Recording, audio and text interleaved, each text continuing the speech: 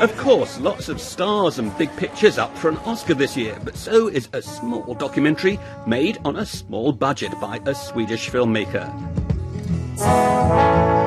Was it a huntsman or a player that made you pay the cost? Searching for Sugar Man, which tells the story of a Detroit-based singer called Rodriguez, is widely seen as the favourite to win in the Best Documentary Feature category. In those pleasures that you seek. It's a heady time for the film's director and subject, who've been on the red carpet at various pre-Oscar contests. Getting nominated for an Academy Award is helping to boost the documentary's profile.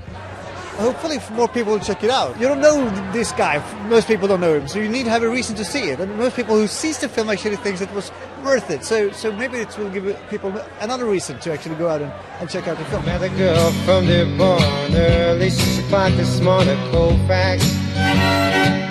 Searching for Sugar Man does provide an intriguing story. The focus is on a musician who made 2 albums in the US in the early 1970s, which went nowhere.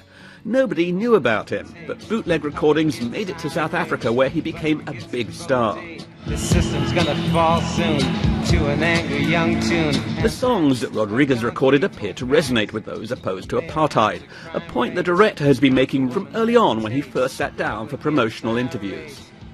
He became more famous than the Rolling Stones, and he became a very important figure for the anti-apartheid movement. This was, in the 80s, 70s in South Africa, it was a very, very Calvinistic, strict regime. They didn't have people telling them that the regime was wrong, but he did. So Rodriguez was very, very important politically in South Africa. There were no concrete cold facts about the artist known as Rodriguez. Any musicologist detectives out there?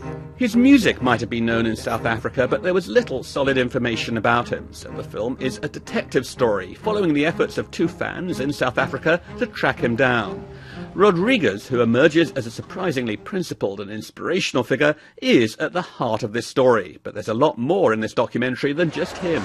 Well, I'm in the film 8 minutes, I do my own stunts in it, but it's all good. And it's my son, so.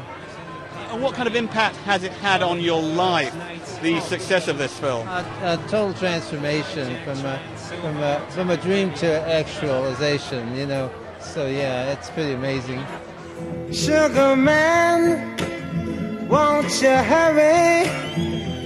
Searching for Sugar Man opened to strong reviews, and for a documentary it's fared well at the box office. It's taken in more than $3 million in the US alone, and it will probably end up making more money than any other documentary up for an Oscar this year.